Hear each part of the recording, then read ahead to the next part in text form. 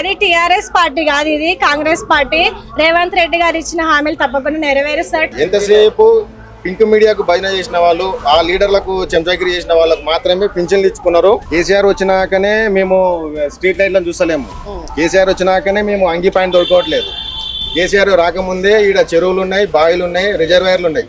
లేక లేక ఒకటి కట్టిండు కాళేశ్వరం, అది కాస్త కూలేశ్వరం అయిపోయింది.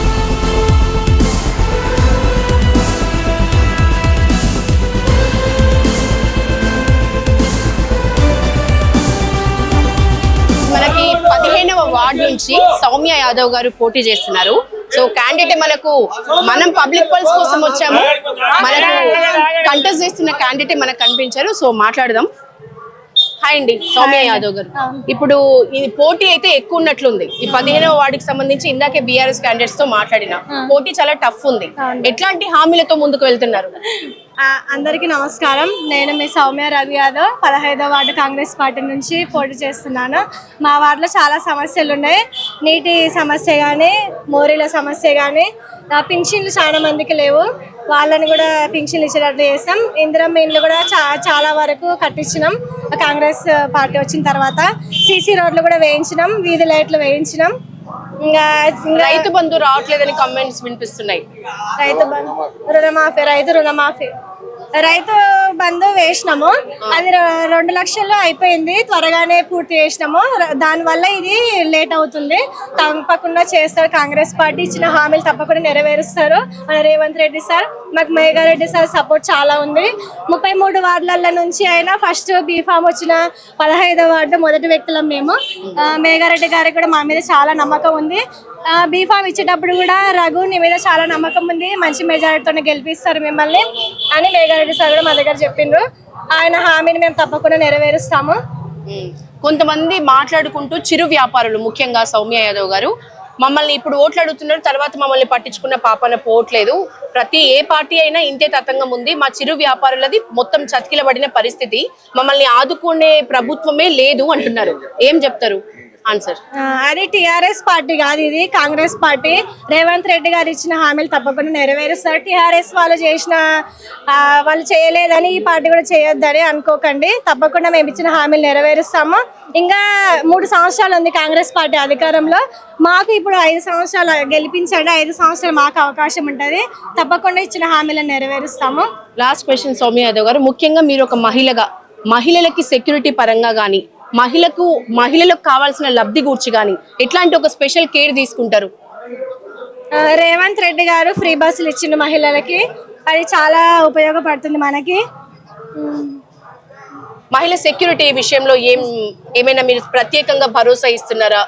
మహిళలకి చాలా సీసీ కెమెరాలు పెట్టిస్తాం మా వార్డులో. మహిళల పైన చాలా ఏమంటారు అఘాయిత్యాలు జరుగుతున్నాయి. చాలా గవర్నమెంట్ కూడా మనకు హెల్ప్ ఉండాలి. ఆడవాళ్ళని విచ్చలవిడిగా వ్యభిచారానికి గురిపడుతున్నారు. తప్పకుండా మాకు తోచినంత చేస్తాం. ఎస్, హస్బెండ్ తో పాటు మీరు ప్రచారంలోకి వస్తున్నారు. మీరు టఫ్ కాంపిటీషన్ ఇస్తున్నారు, కరెక్టే. కానీ ముఖ్యంగా మహిళల విషయంలో నిజానికి చాలా సపోర్ట్ అవసరం ఉంది ఇప్పటికీ కూడా. మహిళలకు సంబంధించి ఏమైనా ప్రత్యేకంగా చర్యలు కానీ మీకు ఏమైనా చర్చలు కానీ జరిగాయా? అట్లేం లేదు మేడం. ఈసారి రేవంత్ రెడ్డి అన్న గారు ఏం చేశారంటే, మహిళలకు కూడా 50% ఉండాలి. వాళ్ళు కూడా అన్ని రంగాల్లో ముందుకు అవుతున్నారు. ఇప్పుడు మీరే ఉన్నారు, మీరు యాంకర్ గా ముందుకు అవుతున్నారు. ఒక టీవీ ఛానల్ నడపాలంటే మామూలు విషయం కాదు. మీకు కూడా కంగ్రాచులేషన్స్. అలాగే మేము కూడా ఇలాంటి అఘాయిత్యాలకు మేము కూడా అరికడతాం. కాకపోతే గత 10 ఏళ్ళుగా ఉన్నది మనం కాదు, అంటే మేము కాదు, టీఆర్ఎస్ గవర్నమెంట్. ఆ గవర్నమెంట్ లో ఉన్నప్పుడు చాలా మంది ఆడవాళ్ళని గొంతులు కోసిండ్రు, బంగారు ఎత్తుకపోయినరు, ఎలాంటి చర్యలు తీసుకోలేవు. అలాంటి ఎందుకు మా వనపర్తిలో జరిగినాయి. అది న్యూస్ ఛానల్ కూడా వచ్చింది. అప్పుడు జరిగినప్పుడేమో అది కాదు తప్పు. ఇప్పుడు నిన్న ఏదో అందరు కరెక్ట్ ఉంటారని అంటలేను, కరెక్ట్ లేని వాళ్ళు కూడా ఉంటారు. అలాంటి వాళ్ళు చేసిన దానికి అందరినీ బదలాం చేయడం తప్పు. ఇదే మీ నియోజకవర్గంలో కేసీఆర్ ని ఇప్పటికీ మర్చిపోలేము. కేసీఆర్ ఉన్నప్పుడే మాకు లబ్ధి ఎక్కువ జరిగింది. మా వనపర్తి నియోజకవర్గము అందరికీ తెలిసింది అంటే గత 10 ఏళ్ల ప్రభుత్వంలోనే ఈ పార్టీ వచ్చినాక ఏం లేదు అని అంటున్నారు. ఏం కౌంటర్ ఇస్తారు? కేసీఆర్ వచ్చినాకనే మేము స్ట్రీట్ లైట్లను చూస్తలేము. కేసీఆర్ వచ్చినాకనే మేము అంగి పాయింట్ దొరకట్లేదు. కేసీఆర్ రాకముందే ఈడ చెరువులు ఉన్నాయి, బావిలు ఉన్నాయి, రిజర్వాయర్లు ఉన్నాయి. ఒకటి కట్టిండ్రు, మన శ్రీశైలం డ్యామ్ కట్టిండ్రు, నాగార్జున సాగర్ కట్టిండ్రు. ఇలాంటి కాంగ్రెస్ పార్టీ హయాంలో చాలా డ్యాములు కట్టిండ్రు. ఒకటన్నా ఏనాడైనా కూలిపోయిందా? లేక లేక ఒకటి కట్టిండు కాళేశ్వరం, అది కాస్త కూలేశ్వరం అయిపోయింది. దాని గురించి మాట్లాడుతున్నామో మేము చేసినాం, అది మీరు బాంబులు పెట్టి పేల్చిండ్రు, మీరే చేసిండు అని అంటారు. 2 ఏళ్ళకెళ్ళి 10 ఏళ్ళకెళ్ళి మీరే ఉన్నారు కదా, మీరే కదా చేసింది, మీ హయాంలోనే నడిచింది. దానికి మేమెందుకు దానికి పోయి బాంబులు పెడతాం? ఇలాంటివి చిల్లర రాజకీయాలు ఈ పింక్ మీడియా వాళ్ళు కానీ ఈ గులాబీ పార్టీకి సంబంధించిన వ్యక్తులు కానీ మానుకుంటే మంచిది. ప్రజల నుంచి ఎట్లాంటి విన్నపాలు వినిపిస్తున్నాయి? ప్రధానంగా వినిపిస్తున్న విన్నపాలు అంటే మా వార్డే అంటే వేరే వార్డు సంగతి నాకు అనవసరము. మా వార్డులో ప్రత్యేకంగా నేను చెప్పాలంటే మా వార్డులో కొంతమంది గతంలో చనిపోయిన వ్యక్తులు ఉన్నారు, వాళ్ళకు ఇంతవరకు పెన్షన్ లేదు.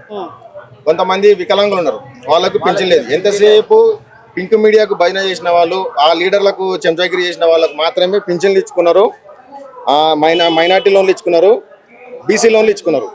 మాకు ఎలాంటివి కూడా చేయలేదు. అంతెందుకు రేవంత్ రెడ్డి అన్న గారు ముఖ్యమంత్రి అయిన తర్వాత రేషన్ కార్డులు ఇచ్చిండు, మహిళలకు ఫ్రీ బస్సు ఇచ్చిండు. ఇప్పుడు వీళ్ళకు మహిళా సంఘాలకు వడ్డీ లేని రుణాలు ఇస్తున్నాడు. మళ్ళీ వాళ్ళకు స్వతహాగా బిజినెస్ చేసుకొని వాళ్ళు పైకి రావడానికి బిజినెస్ పరంగా కూడా వాళ్ళకు చాలా హెల్ప్ చేస్తున్నారు. ఇంకా ఏం చేయాలన్న మేడం? ఇంకా 2 లక్షలు రుణమాఫీ చేసిండు. చేసిన సన్న ఓట్లకు బోనస్ ఇవల్ల ఇస్తున్నాడు. అవి కనిపిస్తలేవు కానీ ఇవి ఇస్తలేడు. గృహజ్యోతి పథకం కింద 200 యూనిట్ల కరెంట్ ఇస్తున్నాడు. ఇంకా ఇయ్యంది ఏంటంటే 2000 మర్చిపోతలేరు జనాలు. తులం బంగారు కూడా ఇస్తుంటే కాకపోతే 7 లక్షల కోట్లకు మిత్తిలకే అవుతున్నాయి. చేసిన అప్పులకు మిత్తులు కట్టడానికే అయిపోయింది. వాడేం గిన్నెలు ఊసుకొని తినిపోయాడు, గిన్నెలు ఏం లేదు. ఇప్పుడు మళ్ళీ బియ్యం దేవాలి, వండాలి, మళ్ళీ 10 మందికి పెట్టాలి. యాదవ్ నేను అడిగేది అదే. ఇప్పుడు సాక్షాత్తు ప్రభుత్వం అధికారంలో ఉన్న సీఎంఏ గొంతు కోసిన రూపాయి రాదు అంటున్న పరిస్థితుల్లో ఏం నిధులు మీకు వస్తాయి? ఏం సాల్వ్ చేద్దాం అనుకుంటున్నారు మీరు? అంటే మనం ఇన్ని సంవత్సరాలకు వెళ్ళి చూస్తున్నాం చాలా మంది లీడర్లను. ఆయన ఏ ఒక్క లీడర్ కూడా ఇంట్లో నిక్కచ్చుగా నిజాన్ని మాట్లాడే సీఎం నేనైతే చూడలేదు. ఉన్నది ఇట్లా చెప్తున్నాడు. కొత్తగా వచ్చి ఏర్పడుకున్నాం. ఇప్పుడు ఒకరిద్దరికి పెళ్లి చేసుకుంటారు, వాళ్ళు కొత్త కాపురం పెట్టాలనుకుంటారు. గిన్నె కొనుక్కోవాలి, చెంబు కొనుక్కోవాలి, ప్లేట్ కొనుక్కోవాలి, కొనుక్కోవాలి, తిననికో కొనుక్కోవాలి. అన్ని సౌలతులు చూసుకోవాలి. అన్ని చూసుకున్నాకనే వాడు 1 సంవత్సరం 2 సంవత్సరాల తర్వాత బయట పడతాడు. వానికి కూడా సంసారం మీద గ్రిప్ వస్తుంది. ఆ తర్వాత దాన్ని నడుపుకోవాలని ఉంటుంది. కానీ వచ్చినప్పుడే మేము చేసినాం, మేము చేయాలి, మీరు చేయాలి అంటే 2 ఏళ్ళు ఉంది, 2 ఏళ్ళు అయిపోయింది. ఇప్పటికి ఇంకా 3 ఏళ్ళు ఉంది. ఆ లోపు మేము చేస్తాం. కానీ మీరు గతంలో ఇచ్చిన హామీలు ఏంది? దళిత సీఎం పీకింది, 3 ఎకరాల పొలం అది వీకింది. అది ఏంది అమ్మా?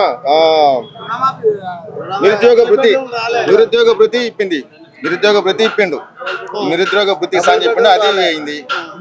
10 ఏళ్ళకి నాకు పెళ్ళి 10 ఏళ్ళ పైన అయింది. రేషన్ కార్డు లేదు. మొన్న రేషన్ కార్డు చేసుకున్నా, నా పిల్లల పేర్లు ఎక్కించుకున్నా, మా తమ్ముళ్ళకి పెళ్ళి అయింది, వాళ్ళ పిల్లలు ఎక్కినాయి. రేషన్ కార్డులు ఇచ్చిండ్రు. ఇప్పుడు సన్నబియ్యం తింటున్నారు. అదంతా ఎవరు చెలవండి? కాంగ్రెస్ పార్టీ చెలవనే కదా. ఇచ్చినవి మాత్రం మర్చిపోతున్నారు. ఇవన్నీ ఒక్కటానే ఎక్స్పోజ్ చేస్తున్నారు. ఇదే కేటీఆర్ చాలా మాట్లాడతాడు. మహిళలకు దాని వచ్చేది ఎలిపాయలు వస్తున్నారు, అది వస్తున్నారు అంటే వాళ్ళు కావాలని చేసే దాంట్లోనే ఎవరేం చేయలేరు. వాళ్ళకి యూజ్ అవుతుందా లేదా? ఇచ్చిందే కాంగ్రెస్ పార్టీ. వాళ్ళకి యూజ్ అవుతుందా లేదా? మీ ఎమ్మెల్యే నుంచి మీకు సపోర్ట్ గానీ, మీ ఎంపీ నుంచి సపోర్ట్ గానీ? మా ఎమ్మెల్యే గారి నుంచి సపోర్ట్ అయితే మాకు ఫుల్ ఫ్లెడ్జ్ గా మాకు ఉంది. ఆయన మీరు ముందుండండి, నేను చూసుకుంటా. ఎలాంటిదైనా సరే పబ్లిక్ లో పోండి, వాళ్ళ సమస్యలు అలాగే తెలుసుకోండి. ఎలాంటి ప్రాబ్లం అయినా సాల్వ్ చేసే రకంగానే మనం పోదాం. ఇప్పటికీ మా వార్డులో 15 మందికి ఇందిరమ్మ ఇండ్లు శాంక్షన్ అయినవి. ఆ ఇందిరమ్మ ఇండ్లలో కొంతమంది వాళ్ళ ఆర్థిక స్తోమత లేక, కట్టుకునే పరిస్థితి జాగా లేక కొంతమంది ఆపుకున్నారు. 7 మంది కట్టుకుంటారు. వాళ్ళకందరికీ 3 బిల్లులు పడ్డాయి. ఇంకొక ఫైనల్ బిల్లు పెండింగ్ ఉంది. అది కూడా తొందరలో పడుతుంది. ఎమ్మెల్యే మేఘారెడ్డి గారు కొత్త బట్టలు పెట్టి వాళ్ళ గృహప్రవేశంగా వస్తాడు. ఓకే, మీకు చూస్తేనే అర్థమవుతుంది వెన్నంటి నడుస్తున్నారు మీ వైఫ్ కి గెలవడానికి అని. లాస్ట్ టైం కూడా నేను కంటెస్ట్ చేసింటి ఇండిపెండెంట్ క్యాండిడేట్ గా. ఇదే పాత మాజీ కౌన్సిలర్ మీద 469 ఓట్లు వచ్చినాయి ఇండిపెండెంట్ క్యాండిడేట్ గా. ఆ తర్వాత రిజర్వేషన్ మారినందుకు మా మిసెస్ కు ఛాయిస్ ఇచ్చారు. మేఘారెడ్డి గారు కూడా మీ మిసెస్ ని పెడతావా అంటే ఉంటారన్నా, ఫీల్డ్ లో ఉంటారు, మీరైతే చూడండి అంటే. ఏం చదువుకున్నారు మీ వైఫ్? మా వైఫ్ టీటీసీ చేసిందండి. గెలుస్తుందని నమ్మకం ఉందా?